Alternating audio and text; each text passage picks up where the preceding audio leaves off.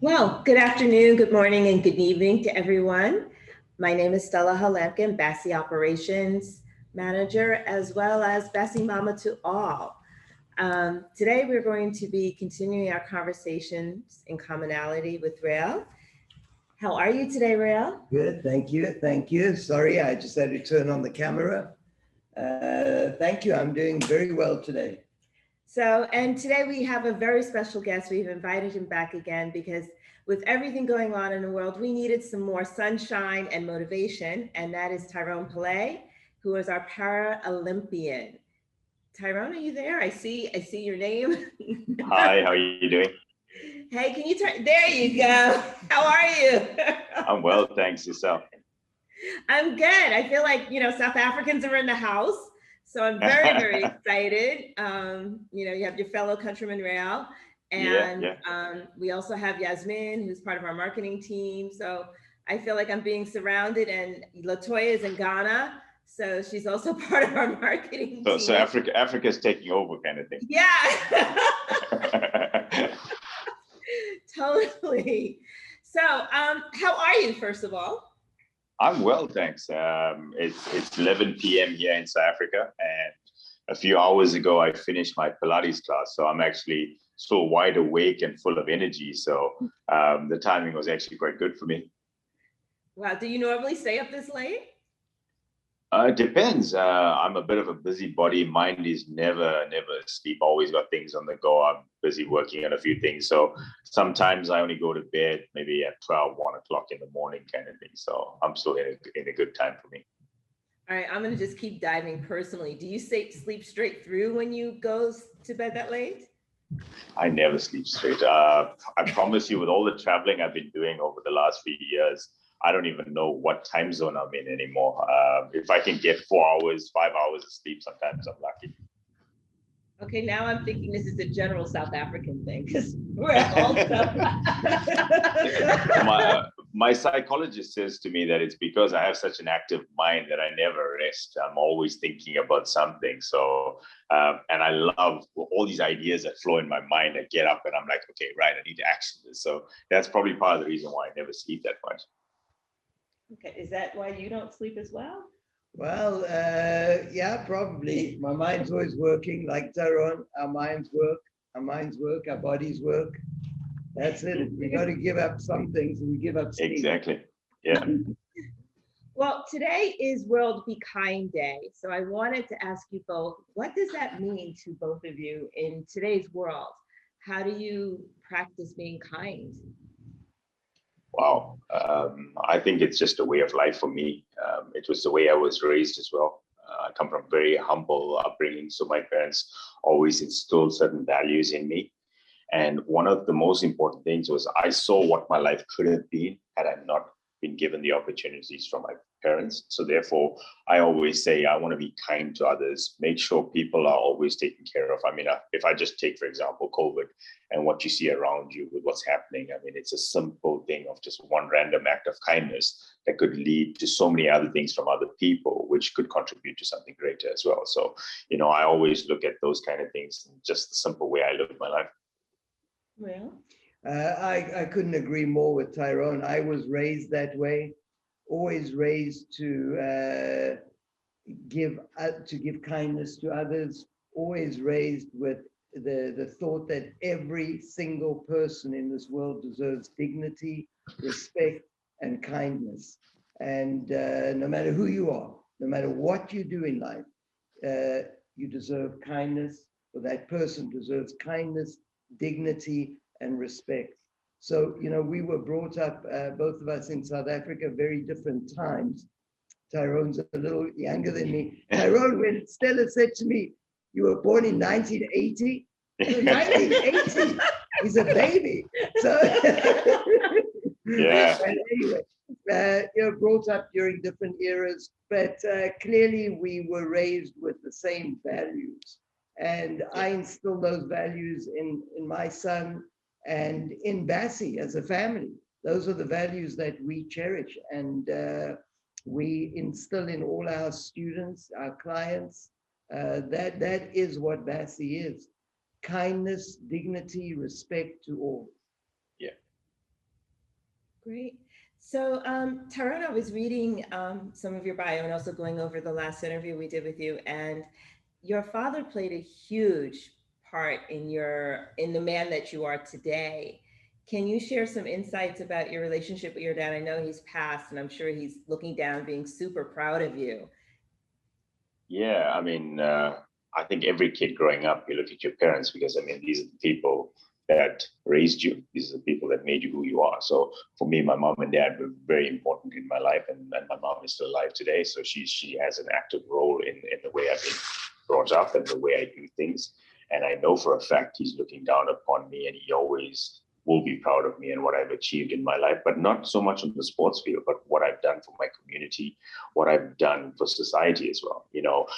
I always say this: you're not measured by the medals, you're not measured by the records, but the legacy that you leave behind. And I remember when my dad was dying, I said to him, I'll create a legacy that you can be proud of. And that's why I do the things that I do. That's why I work as hard as I am to try and promote my disability, to show people you can achieve anything if you have the right mindset. And that was what I said the last time. I take my disability and make it into my ability, So my dad was instrumental. He raised me in a certain way of living, hard work and dedication. That was one of his pillars for me. I played a sport called cricket for many years, for nearly 14 years, and my dad was super hard on me. He would never give me a chance to let up even for a second. Those are the work ethics that I put into my life, where every day I would train really hard. And even if nobody was there training, I would still go into train. I would still do those kind of things. And that was a lot to do with my dad. I'll share a story with you.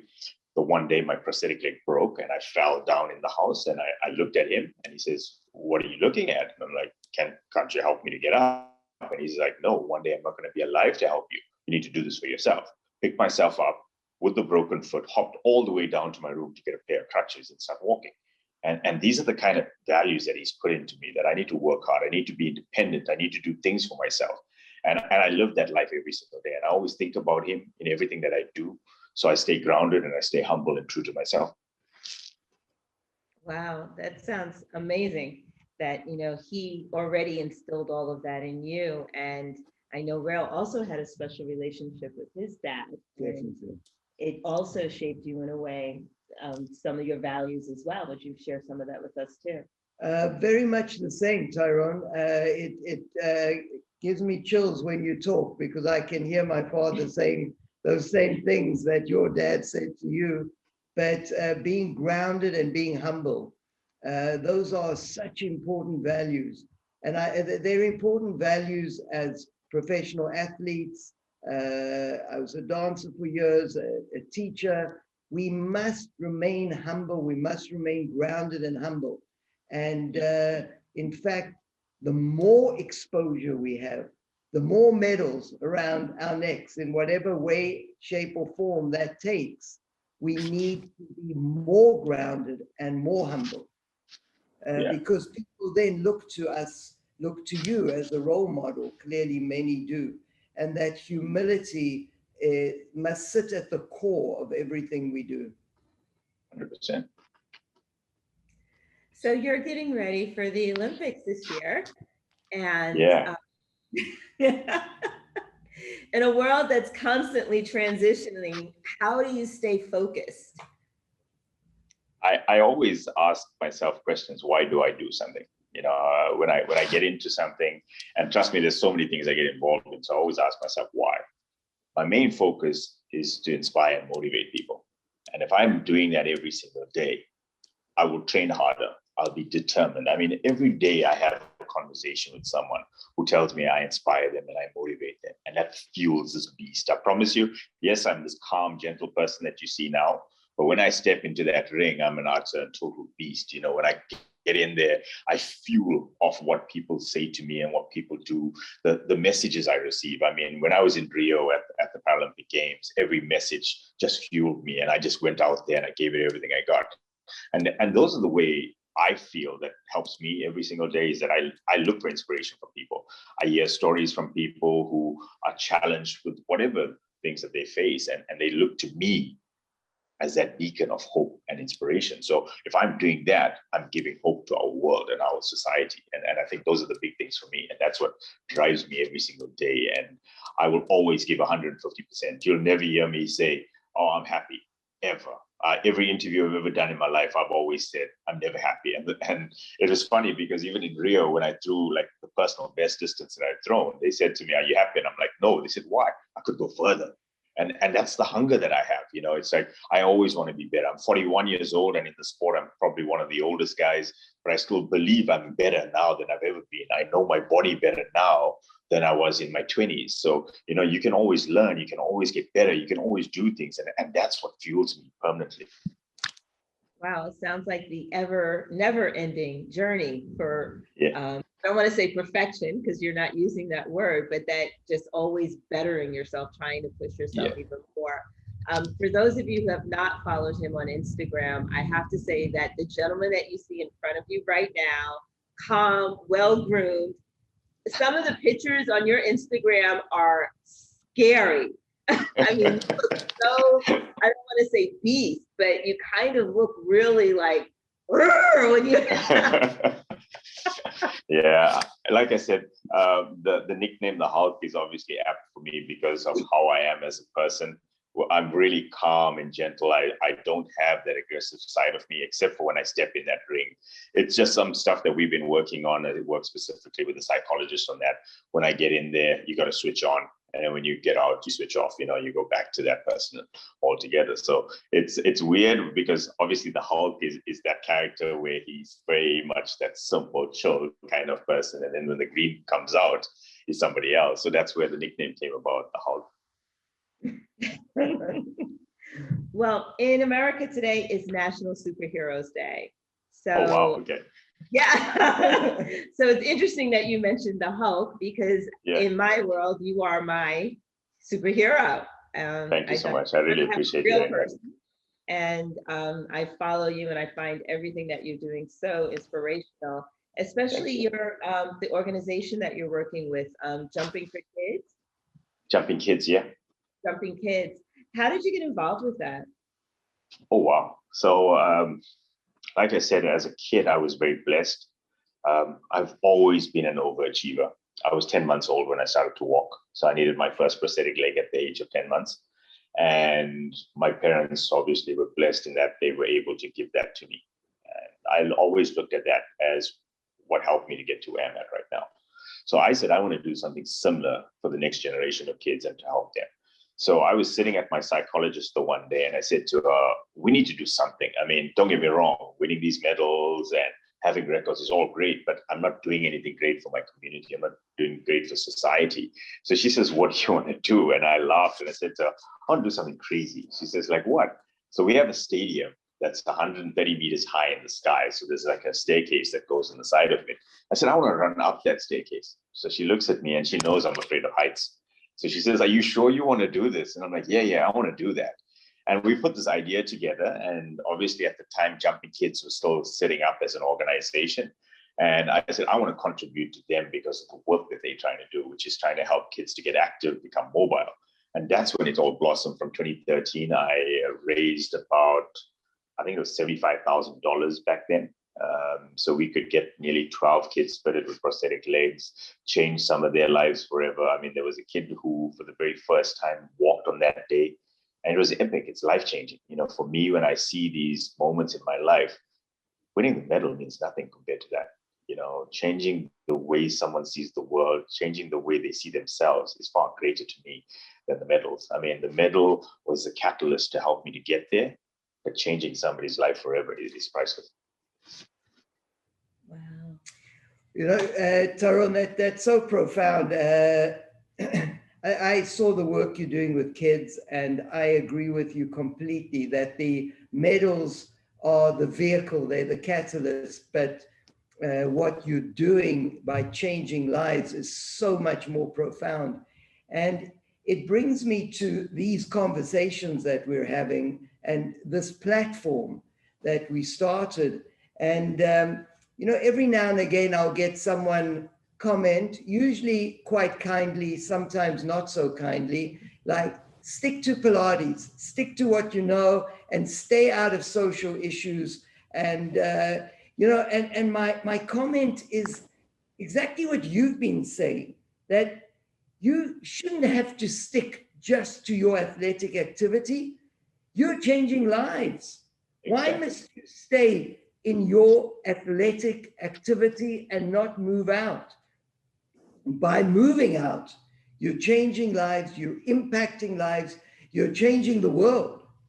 And that's why, for me, these conversations are so important. It's an open forum. People can come and express any point of view they want. It's a safe forum. It's a trusting forum. Of course, I have my own views, my own political views, my own social views. But here you can express anything freely, and we need that. We have to have these conversations and take Pilates out of the studio into the world, into life, into our communities, into society, around the planet, put our arms around the world. And that's exactly what you're doing. I find it so inspiring. You are also my superhero today. Thank you so much. I appreciate that.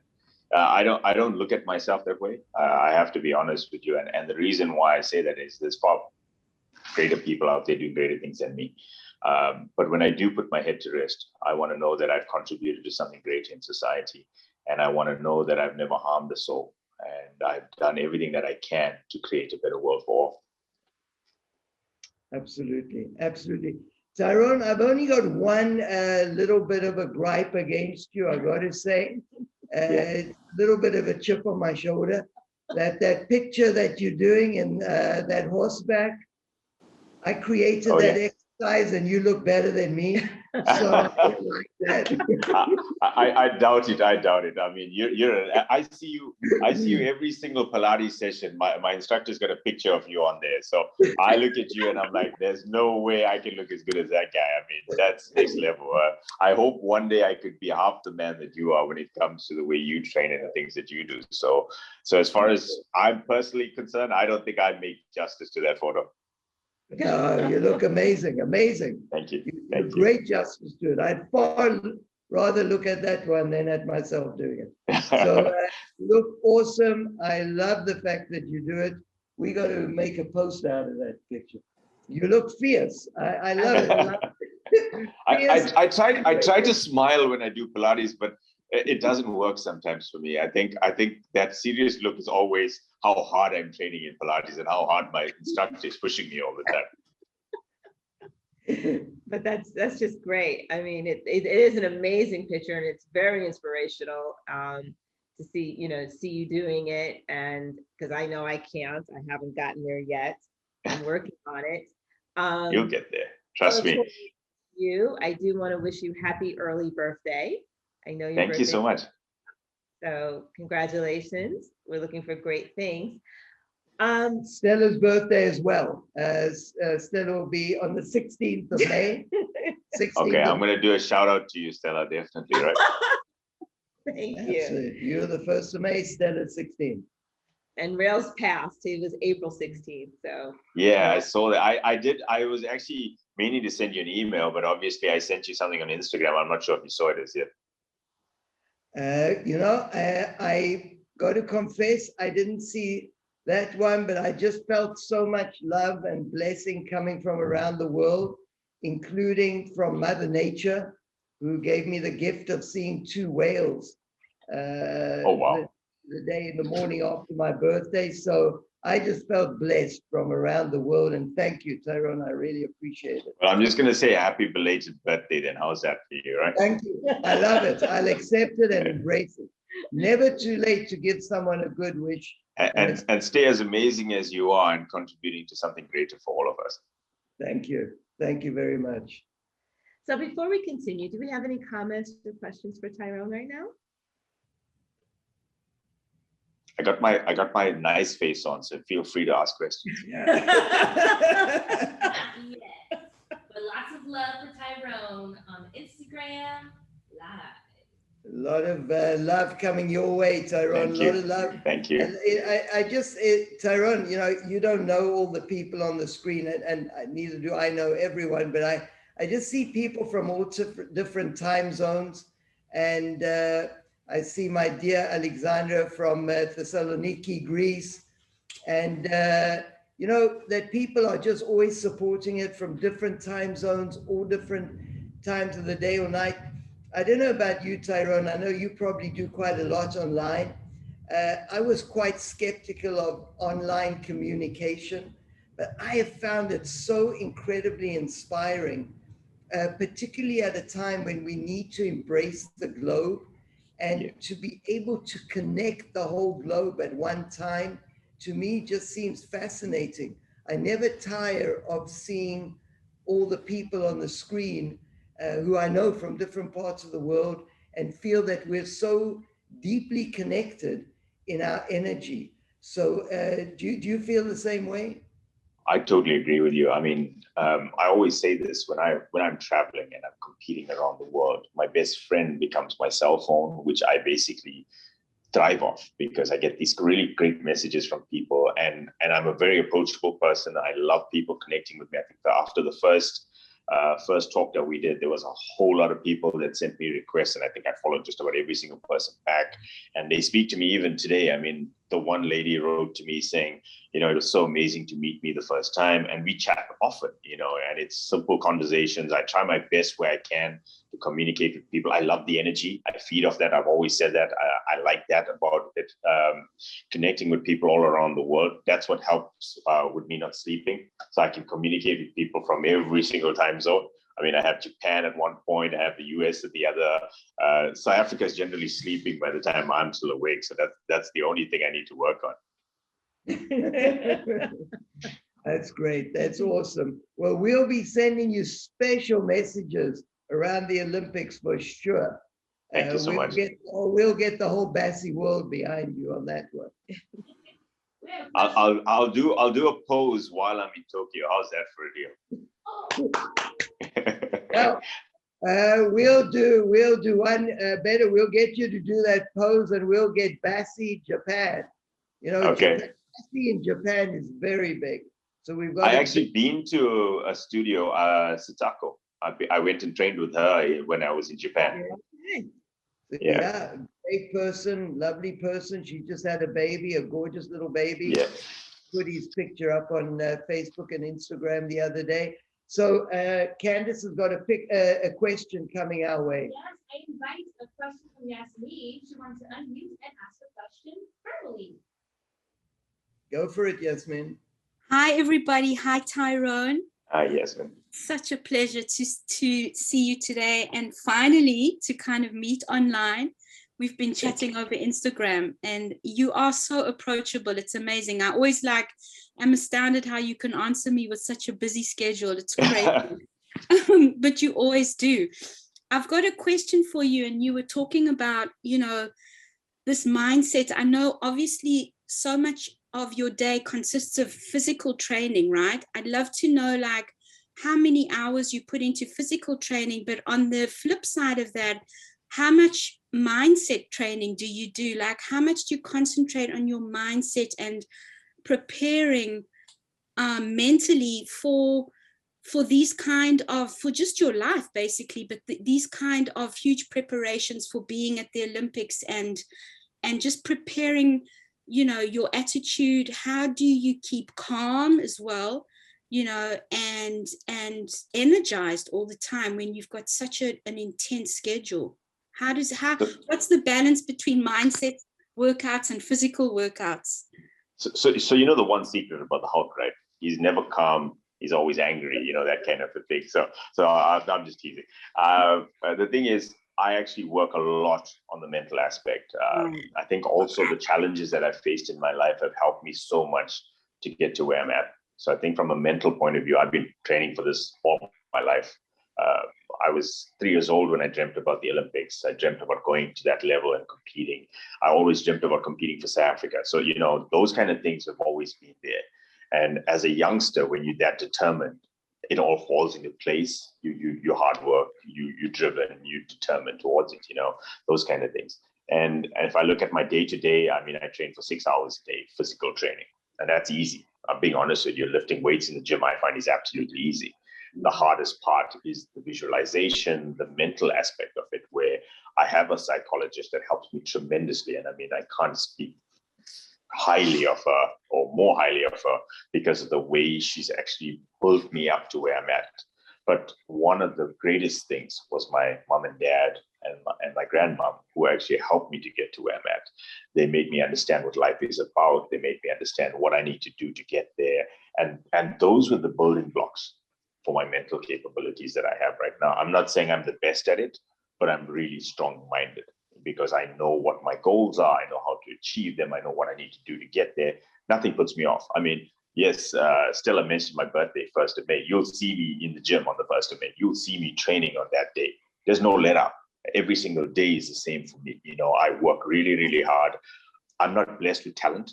I always say this to people, but my talent is my hard work and my dedication. So, that's the way I see things. That's how I perceive it. But the work that I do with my psychologist helps quite a lot to get me into that mental space. Preparing for competitions is really hard. And I'm going to share this with you openly. This weekend was one of the hardest competitions for me, because I haven't been competing for nearly 14 months. And preparing for that, I didn't know what to expect. COVID has taken so many things away from all of us. And where I was at a year ago, a year and a half ago, is completely different from where I'm at right now. So I struggled a bit with it. And I went back to why I'm doing this, what is my purpose, and now I'm getting better again. I came back from a trip which was on Tuesday. Today is obviously Wednesday, and I was back in training today. Back in training, working on those elements, making sure that's right. Never mind the physical aspect. I mean, I was in the gym in the morning. I did a track session. Then I went into Pilates, and now I'm home. That's pretty much how I did my day. But I worked a lot on the mental aspect. How am I going to process what happened on the weekend? How am I going to lead up into the next one? And one of the most important things, and this is what we worked on, is focusing on what you can control and not on what you can't control. So, that's a big force for me, is that I don't worry about what my opponents are doing. I don't worry about the officials. I don't worry about the weather. I stick to the process. And if I bring the process right, everything else will fall into place. And that's what I did wrong this weekend. I didn't follow my process. And that's where I've gone back to right now. That's awesome. Thank you. Wow. Yeah, you're welcome. Tyrone, it's interesting that you put such an emphasis on the mind aspect. Because all the professional athletes that I've met in my career, the ones that tap into the power of the mind are the ones that are the elite, right at the top of what they do. Those that think that it's all about physical skill, they rise, but not to the top. Because at the end of the day, you've got a playing field of many people that are physically as talented. There's certain components that are going to get those that are just above the rest, and that is the mind, because that is where the greatest power lies. And that's why it's fascinating that you were drawn and attracted to Pilates, which is a mind-body system. Forgive me if I mentioned this to you last time, but years ago I did an informal survey among US Olympic and Olympic level swimmers that I was working with. And I just put out this question and I asked, what are you looking for in cross training? Because I was regarding Pilates as a form of cross training. And without exception, they all said, multiple things, but there were two that were common to all of them. The one was to work on a better core, the strength of my core. The other, which fascinated me far more, because everyone's going to say the core. The other that fascinated me more and even surprised me, because I'm talking about the very early 1990s, was tap into the power of the mind. And that's why we want to do what, the work that we're doing with you. And that I was just so excited about that, because people realize that if you want to get to the top, it's not your physical strength or skill that's going to get you there. It's something more. And that is the power of your mind. I mean, I'll share something with you. I mean, some of the executives at Toyota called me in to have a chat to me. So I was like, these guys are executives of one of the largest motor manufacturers in the world. What would they like to learn from me? And he said to me, I'd like you to take me through how you prepared for this. What is your mindset like? So I looked at him and I was highly confused. And he says, we can learn from you and make our systems better, our processes better, how we deal with people. And just that simple thing shows you how people are looking to change the way they think as well. And the power of the mind is a beautiful thing. I mean, if you have a strong mind, you can just overcome anything. I mean, if I look at my life, for example, and whenever I speak, I always look at myself. I don't use examples of other people because I'm living proof every single day. I could have had a life where I was sitting on the side of the road, imagining somebody's going to give me a handout, help me out. But yet I live a life where I'm independent, I'm free, I'm mobile. I have choice in my life because of the fact that I am who I am, because of the choices that I've made and by the abilities that I have. And I always say it all goes back to my parents giving me that ability to be active, to be mobile, to be able to think and have this power that I have. And I always say it, I mean, that's my superpower, is my mind, personally. So do you meditate? I try. I haven't mastered it. I got to be honest with you. I struggle. You're gonna laugh when I tell you this. The time that I actually meditate the best is when the plane is about to take off. Because of my fear of flying, I meditate to try and get me into a really deep trance so I can actually fall to sleep, so that I don't feel the plane taking off and the plane landing. So that's the one time I've managed to master it. I haven't got it perfectly in every element of my life as yet.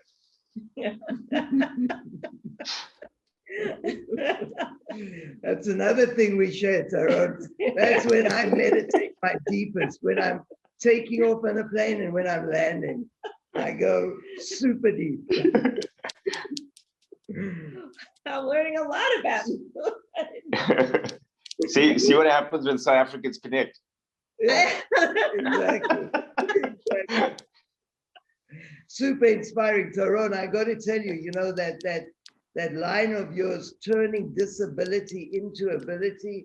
Wow, that has, just followed me. I mean, or guided me, not followed me, but guided me in so many big and small ways since we first met. And, we all see certain things in our lives as disability, and that line, turn disability into ability. Yeah. And that's incredible, just absolutely incredible. I always look at like myself, and, the people that I come across always feel sorry for me. And I wanted to do a post the other day and put up a picture of me with my prosthetic leg and say to people, what do you see? Everybody's quick to feel sorry for me. Don't feel sorry for me. I'm an amazing human being. What I can achieve, most people can't. So don't feel sorry for me. Be proud of who I am, and that's the message that I like to come across to people is, don't feel sorry for me because you see a guy who's missing a leg. Be proud of me because of what I can achieve and what I stand for in life, and these are the things that I want youngsters to believe in and to start seeing, is that you shouldn't be leading your life by a disability, because it doesn't define you. Your mind defines you. And if you have a positive mind, we can overcome anything. Exactly. And that's why the work that you're doing with kids, I mean, that is God's work. That is incredible. Our kids are, they are the foundation. They are our future, and they're our present and our future. So investing in kids is absolutely, I say, Tyrone, I'm about to give a workshop on the power of aging. But I've always said, and I'll start the workshop by saying this, for years I've said it, people would always say to me, who's the most famous person you've worked with? And who's the most this and that? I always say, the greatest pride that I have is working with children and with the elderly. And that is where I believe Pilates can and will make its greatest impact is with children, to set them up for a life of well-being, and then with the elderly to guide them in living their last chapters with well-being. And I firmly believe that. So you're doing so much for children. Thank you. I hope I can start doing more for the aging population. Wish you well with that. Thank you. Thank you. Candace? We have a question from the Zoom for Tyrone. So Tyrone, questions from Latoya. She asks, what has been the biggest benefit of adding Pilates to your training routine? Wow. Firstly, it's made me understand my body better, which is truly amazing. Don't get me wrong. I mean, I've had my disability from birth, right? So obviously I've understood how to do things, but I've learned every single day. I mean, even today I've learned stuff that I didn't know about myself 10 years ago, that kind of a thing. So I think it's given me so much more awareness, so much more connection to my body, which also helps me with my shot put. I know it sounds ridiculous when I have to tell you all this. People laugh at me when they see my Pilates post because they say, you're such a big guy, you're a shot putter. I mean, like, why are you doing Pilates? That's for ladies. And I said, until you try it, don't diss it, because you don't know how tough it is. Because let me say this, it's actually a lot harder than doing weightlifting, in my personal opinion. The engagement, the breathing, the activation is unreal. And that's what's actually helping me every day. I mean, at 41 years old, I'm still competing. I'm still active. I mean, I think I'm the second or third oldest guy in my class of athletes. So I contribute a lot of that to the way I live my life, and obviously to Pilates. Having Pilates like 11 years ago has made such a huge difference to my life. You had another one? Another question from the Zoom for you, Tyrone. From Dave, he asks, what are your other sports and recreation activities? Wow. Better question is, what sports I don't play, I think. I think if I was in the US, I'd probably play NFL and baseball as well. I've played just about every single thing here in South Africa that I could possibly play. Golf, I got one problem though in golf. I have to say this, my handicap is my left leg. That's how bad I am at golf. So I don't generally play that much of golf anymore. It's just my running joke. Whenever anybody asks me what's my handicap, I always say to them, it's my left foot. I mean, I've played volleyball, I've played tennis, you name it, soccer, I've played cricket, athletics, you just about everything. I mean, literally, if you put me on a sports field, I just can do it, that kind of thing. I wish I could have played cricket at a competitive level because it's where my heart is. It's something that I love doing. It was something that I dreamt about as a kid, that one day I would compete for the Proteas, which is the South African team. And sadly, I never got that opportunity because I was labeled as disabled and I couldn't get that opportunity. But now the times are different, things are changing. People are seeing the world completely different. Amazing, amazing. Another question. The questions are flooding in, Tyrone. Hand over to Candace. Go, Candace. All right, Dave has a follow-up statement / question saying, when are you going to try skiing, Tyrone? He knows a really good adaptive instructor. Is that Dave Littman there? I'm not sure. He said Dave Zoom on my end. Dave, are you Dave Littman? Feel free to unmute. Yes. Yes. I love you, my brother. Thank you. Okay, well, Tyrone, if you want to take up skiing, this guy, Dave, is the master instructor for adaptive skiing. He's incredible, amazing, and he's the guy to hook up with. I love you, Dave. Good to hear from you. I was actually asked to do bobsled. And I've never done it because we don't do winter sports, obviously, in South Africa. And a colleague of mine is now starting up doing bobsledding. And he said to me, why don't you do this? And I said, Cool Runnings has always been one of my favorite movies. And I enjoyed the whole Olympic idea. I said to him, imagine me pushing this cart, right? And I launch him and I forget to jump in kind of thing. So I said to him, that will be the funniest thing. It will be like something from Cool Runnings, that kind of. So yeah, I'm always open to the idea. I work with a company that makes prosthetic legs that they actually designed a specific blade for somebody to do skiing. So yeah, maybe it will be something in the future. I see that in your future, Tyrone. I'll hook you up with Dave. You couldn't find a better instructor. Okay, great. It sounds like a part 3 to me. Okay. Another question from Alexandra says, "Hi, Tyrone. If you could give one piece of advice to people to believe in their own abilities, what would it be?" Never stop believing in your dreams. Work hard towards them.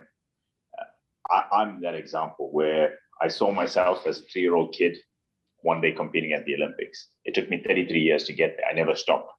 I worked hard towards it and I never backed down for anything. And I think that's the important message, is that so often we give up because we have a roadblock, we have a hurdle or an obstacle. They're there for a reason. They're there so that you jump over it. So you work harder towards what you need to get towards. And that's how I live my life. I mean, I've been knocked down many times. I was told by people I'll never make it. I was told by people that I'll never succeed. I had no financial support for nearly 7 years. So what I would do was I would save my own money so that I could travel overseas to do an event. And eventually when I got to that top elite level, everything else started to fall into place for me. So never stop believing in your dreams. It doesn't matter whether it's on the sports field, it's in work, whatever your dreams are, work towards it. And trust me, when you put everything towards that, your dreams do come true. Yeah. Tyrone, do you still feel any barriers in South Africa of any nature? Yeah, it's still here. I think it's going to be a long time for those barriers to break down. But I always say this, it takes people like me who wants to effect change. The more we show the world what we're capable of, we can break barriers, we can break boundaries. And I'm that person. I always believe that. I always stand for those kind of things where I want to show the world what we're capable together. I always say that you're stronger together. Being part of this family, for example, my story goes out, more people can help kids who are in need. So together we are stronger. Every single time I get an avenue where I can speak about things, that educates people, makes people understand what disability is, makes people understand that you can overcome anything with a strong mind. You know, that's the advantages of us being able to break boundaries. And sadly, it's taking time in South Africa, but who knows? You know, the more you knock on a door, eventually somebody's going to open that door and he's going to say, yeah, I like this. Let's work with this. Let's roll this out. And it could be something that could be great going forward. Well, you're shattering those boundaries, shattering them, Tyrone. Thank you. I just don't like to run physically through things. It might be quite a big distraction, I think. All right, Tyrone, we have another question from you from Yasmin. Side note, Alexandra says thank you for the beautiful answer. Yasmin Thank you, Alexandra. Yasmin asks, Tyrone, what do you eat and what kind of diet follow?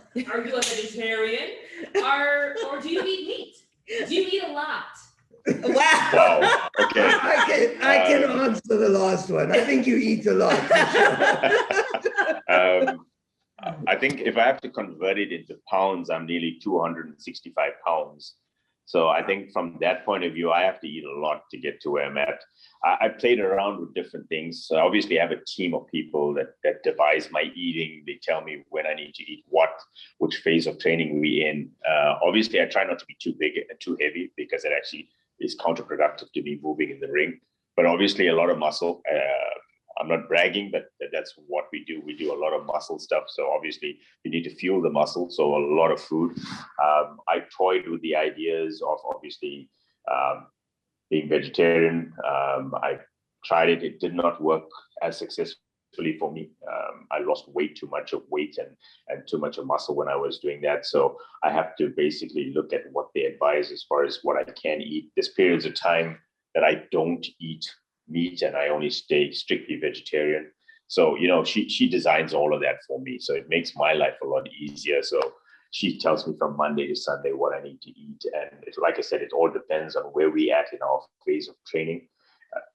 Sport is very scientific. And I think people don't understand that when you're actually involved in it at the level that we are, it's so scientific. You have to be on. And I'll give you an example of when I was really bad. I tried to cut out a lot of carbs because I wanted to lose some weight. And I was so flat in my training that I struggled. I struggled for a couple of months. And then my dietitian asked me, what have you been doing? And I lied to her, and I didn't tell her the truth. I didn't tell her that I left all these carbs out. And she says to me, you need to be honest. And I said, well, I actually left carbs out. And then she explained to me the benefit of having these carbs and why I need it specifically for my sport. And that's when I started to learn that each person trains differently for their sport. As much as I'd like to look more lean and like, muscular kind of thing, it wasn't for shot put. I was 90, what was that? That's probably 100 and maybe 200, 210 pounds at one point. And it was never going to help me to become a great shot putter. So I had to get bigger, stronger, those kind of things. So, I had to reinvent who I was as a shot putter. When I was playing cricket, I was very lean as to being a shot putter, which is a lot bigger. And I mean, most people who have seen shot putters, you realize how big these guys are. And when I went to the Olympic Museum in 2019, it was actually quite an interesting picture. And if I get a chance, I'll actually share that with everyone. It's all different athletes, different physiques. And everybody assumes you to have a six-pack, you have to be really big, muscular, that kind of a thing. But every code of sport has a different physique behind it. And as a shot putter, I needed to be that physique in order for me to throw. And we found the right amount, the balance for me as a shot putter right now. Right. Follow-up question from Yasmin. Do you drink coffee, Tyrone, or energy drinks, or? No, nothing. No coffee, no energy drinks, none of that stuff.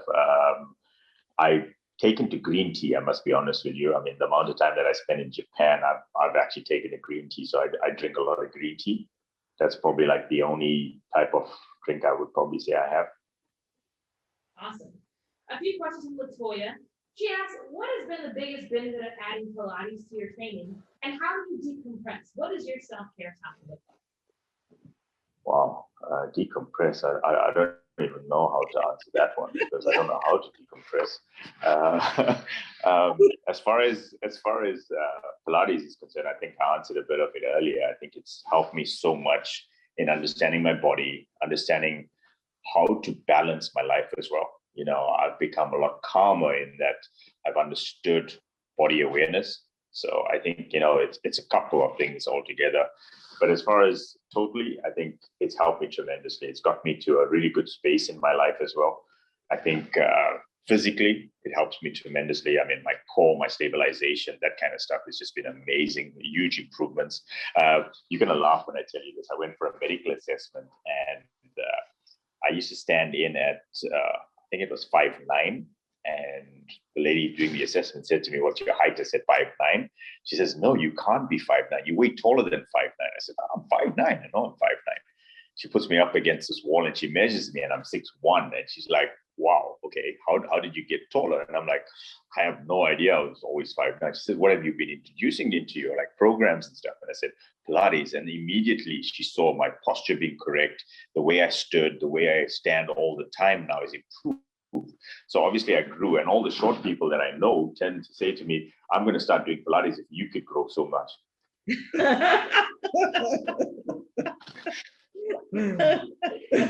Oh man, that's awesome. Tyrone, what is your favorite Pilates exercise? All of them. Love it. I can't tell you there's one that I dislike and one that I like more. I just love Pilates full stop. I mean, I wouldn't be doing it for 11 years now if I didn't enjoy every single part of it.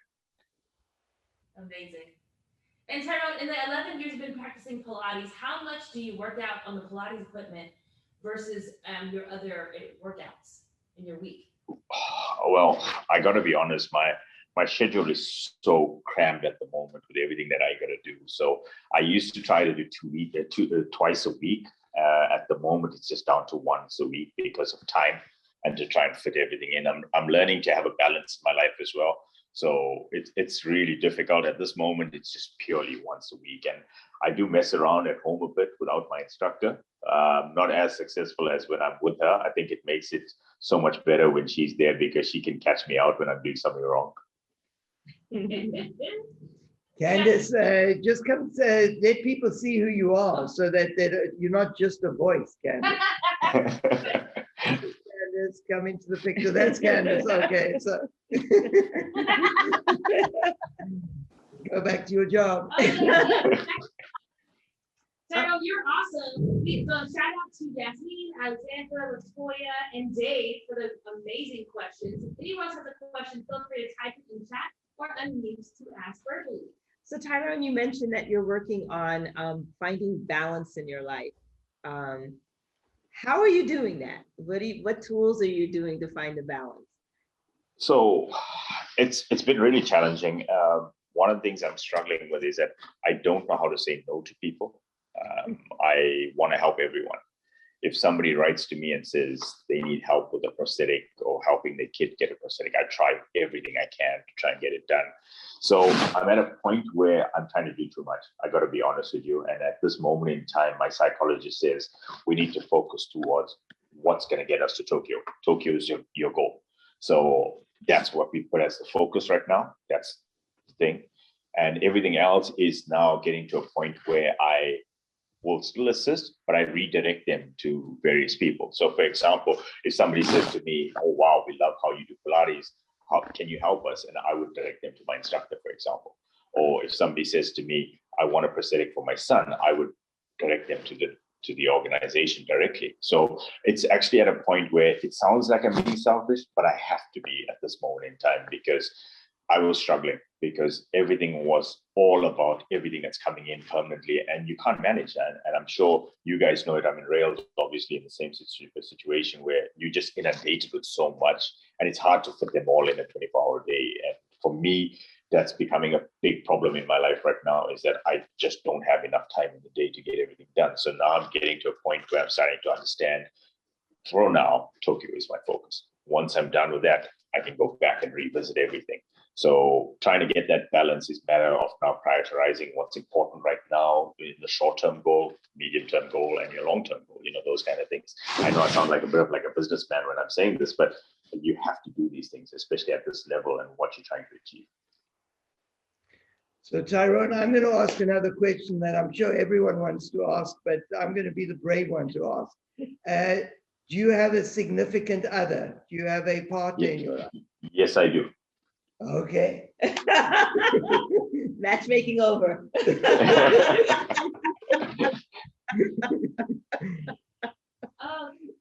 I want to shout out to our BASI family who was inspiring us with diligence like yourself. Shout out to BPA Zagman for being here, even though that car accident happened, here in the neck brace and present at this conversation. We love you and we appreciate you being here. Thank you, thank you, thank you, and we hope you get well soon, okay? So that's our BASI Pilates Academy in Zagreb. Yeah. There. Oh, wow, okay. Yeah, there, I see, yeah. Thank you so much. They had a car accident and yet they made this conversation anyway. We love you, we love you, we love you. Thank you so much for that. I appreciate that. Thank you. We love you too. Awesome. Rishna, thank you. Yeah, Rishna. So Tyrone, I'm going to keep going down this work-life balance thing. And earlier in the conversation, you mentioned your why. So clarify your why. You say this is what drives you. This is who you are. What is your why? What gets you up to go? The fact that I can inspire and motivate people. It never changes. That why will always stay. I've had a lot of lows in my life. I've had a lot of challenges that I faced. One of the hardest things was in 2012 when I was on the brink of making the team for the London Olympics, Paralympics. And for whatever reason, I wasn't selected for the team. I was left out. And it hurt a lot because I was one of the best. I was, I think, ranked third in the world at the time, and nobody could give me an answer why I was left out. So you start asking yourself, what is this all about?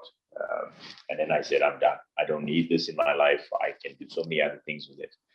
And I went to the gym and I was like really frustrated. So did the weights, and then I went to the track and I met a little kid at the track, and the kid was so amazed by me. And he said, you're so amazing. So I looked at him and me, why?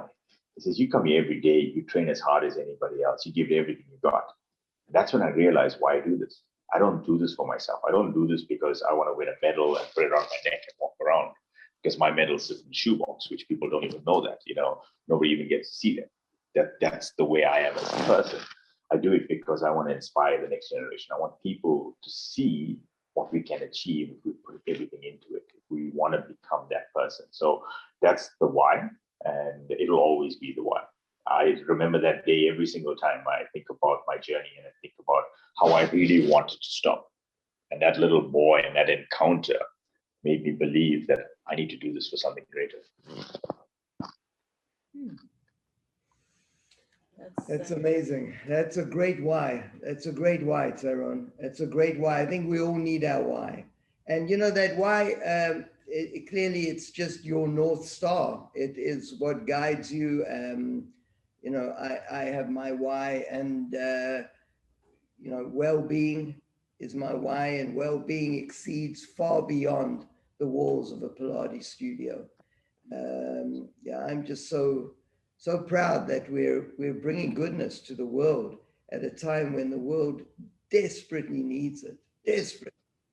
So to all those out there that think that we can't speak out because we're a professional athlete or a Pilates professional, whatever it may be, we have a duty to speak out.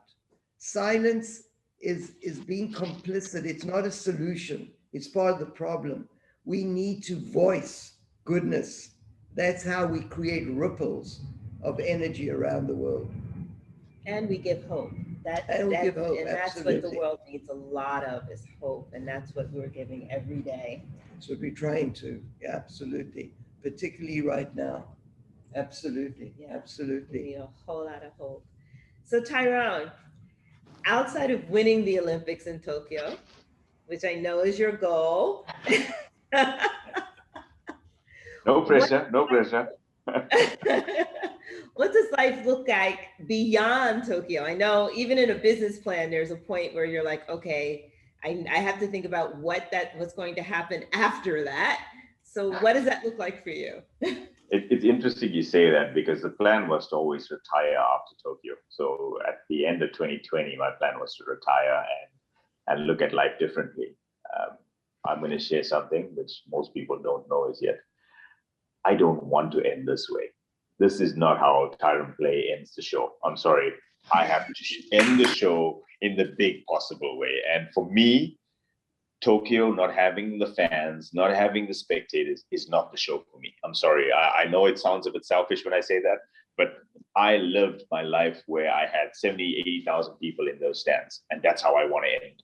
I want my family in the stands. I want them screaming for me. Whether I come out first or whether I come out last, I want that to be the ending. I want people to be there. I want you guys to be in the stands screaming for me. And that's the way I want to end. So at this moment in time, I don't know if Tokyo is going to be the end for me. I think there's going to be a lot more, and I'm hungry again. I'm hungrier now than ever before. And Yasmin asked how much I eat. I'm going to eat a lot more now because I'm so hungry for this that I want it. And for me, I think that's going to be the way going forward.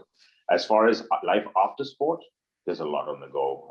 My charity is something that I feel so passionate about. I mean, it's something that drives me. It's something that I feel I was put on this earth to do, is to contribute to their well-being. As Rael says, well-being is important to all of us, and these kids' well-being, getting them to the point where I'm at, to see where their lives can go. They could become upstanding members of communities, doing so many great things. I would love to do that. And then obviously find a way to incorporate Pilates into their life as well, to show them that, hey, you might have a limb missing, but you can still do this. And that's one of the reasons why I would love to study Pilates, because I'd like to take that to people that have some sort of impairment, to show them that, hey, you can do this. You know, at the moment, I see people in wheelchairs and they say to me how difficult it is. And I say, you can still do it. There's ways we can work around that. And that's why I love my instructor so much, because she's never looked at me as disabled. She's looked at me as Tyrone Pillay. You need to train. There's no half measures with her. You know, it doesn't matter if this is how the exercise is. She'll adapt it specifically for me. And that's what I love the most. And this is the things that I want to bring out to other people as well. So you mentioned possibly being a Pilates teacher, which I hope you'll be part of our BASI. But do you also see yourself perhaps coaching in the future for children? Wow, that's tough. I'm a really tough person when it comes to coaching. I coached cricket for for, I think it was nearly 6 years or something. And people always say I'm very difficult when it comes to coaching. I think that's purely because of my personality. I have two switches. It's on and off. I don't know that in between middle ground. And I look at my life and I look at what I have achieved. I had no coaches. I had nobody to help me. I did everything on my own. I got to where I'm at by my hard work and dedication. And I expect the same from everyone. So sometimes it doesn't make you a good coach. And I'm honest about it. I'm not going to lie to anyone. A coach has to be able to balance everything, understand and see things totally differently. I haven't developed that as yet. I struggle with that. And maybe in time it's going to come to me. I don't know. But as it stands right now, I struggle with that aspect. People who are very similar to me, I can coach quite easily. I've done that. People that are not, I struggle with because of the fact that I'm so determined, I'm so dedicated to it. For example, if you come for training, you shouldn't be 30 minutes late for training. You should be 30 minutes early. You know, those are the simple things that I have done in my life, and I expect everybody to do the same thing. You know, time is important to me. It's dedication. You don't have to be the most talented. You don't have to be the best athlete, but be dedicated in every single thing that you do. I respect people who try hard rather than people who think that they're better than the game, you know, and it's just the way I've done things, and I expect the same way. So that's why I'm saying it might not necessarily be the most ideal to be a coach if that is your way, because I've seen how my coaches work. They work in a totally different way. So I don't know, maybe my style might be the new generation coaching. There you go. Yeah, I couldn't agree with you more, Tyrone. I've said those same words so many times. I love what you said. I don't have any specific talent. My talent is my drive. My talent is that drive to succeed. And that is just such a great thing to recognize, that no one is born and suddenly can be a protege and then brilliant at what they do. It takes hard work. It takes hard work. And it's all those little things of structure, being on time, being dedicated, being committed. And I, like you, I often say that I just wasn't gifted with a body like so many of those that I teach that can just flip over, and they got so much flexibility, so much strength. I was always envious of dancers who had so much range and, you know, who were tall and long and everything that I long for. And then I realized I just got to work harder. I've just got to work harder. I've got to use every little bit of range of motion in my spine and my hip joints and get to those same positions that someone else would just flop into. But it's that work, the hours and hours, hundreds, thousands of hours of dedication that builds something different. And that 100%. happens. So I applaud you. We think so similarly. Thanks. Well, I'm getting do we have any more comments? Awesome. So I think it's our time. Believe it always goes so fast. There's a point I'm like, we're just getting there. And I feel like, once again, having more time with you is so valuable and precious. And on behalf of BASI, I want to thank you again for joining us. Remember, we do have a link set up for any donations to go to Jumping Kids. BASI is donating all of the proceeds for that to your organization. Awesome. Thank you so much for that. I really do appreciate that. Oh, that's 100%, including any bank charges, transfer charges, anything. We will 100% will go to the charity. So anyone, what I will do is I'm in the process now of getting a few kids fitted. So what I'll do is, obviously, with the generous contributions that's been made, I'll do a post of the kid, so you can share that and see where your contribution went to. So we'll do that quite easily. So I'll get them to take a picture, and then you can see the kid and how his life has changed by this contribution. So thank you so much for that. Oh, that's wonderful. And then we will also be sharing the links with anyone who would like to see this afterwards, or if you weren't able to attend. So you'll be able to share it with your communities and spread the word. Like I said, today is To Be Kind Day. So thank you for your kindness and your inspiration. And I don't care, you're still my superhero. I don't know. I don't know if I should be saying that to Rael, because he's also my superhero. I really do appreciate that, and it means a lot to me. I was telling Tali this the other day, that I feel like I'm part of a family. And these are little things, but they matter the most to me. You know, please correct me if I'm wrong or if I say anything. I'm not one of those very scripted people. I speak from my heart every single time. The fact that you were willing to donate money to the charity, you didn't have to do that. But the fact that you did that shows me the love that you'll have for me and the work that I'm trying to do. And that means a lot to me. A few years ago, I used to always look at the big numbers and I need to get $1 million, for example. And now I changed my focus. If I could get a dollar from 1 million people, it gets me to $1 million. You know, that's the way I look at things and that's the way I see things now. So every contribution is so greatly rewarded by these kids for what they are going to achieve, what they're going to get out of it. It's truly amazing when you see it. And that's why I'm saying I'd love to share some of those pictures so you can see some of the kids that will be benefiting from it. And no contribution is too small. You know, you can be paying for a liner for their prosthetic leg. You could be paying for a cover for their prosthetic foot. There's all sorts of things that come out of that. And thank you so much. It really means a lot to me and to the beneficiaries that are going to get these prosthetics. So thank you so much. And I really, really do feel like I'm part of something greater with you guys. Well, we'll definitely be doing that. And in fact, I just thought of an idea that on Friday, I'm doing a big mat class for BASI Japan. And if BASI Japan allows us to open it to the world, 100% of the money that we collect, Tyrone, will go to your charity. Thank you so much. I really, really do appreciate that. Great. Tyrone, lots of love for you on the Zoom. Thank you so much for inspiring us. You are an amazing human. We appreciate you.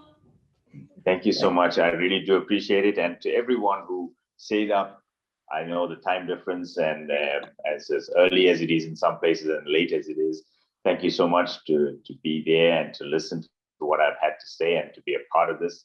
It really is amazing. And I wish everybody a wonderful day and a week ahead. And take care of yourselves and please be safe. Thank you so much, Tyrone.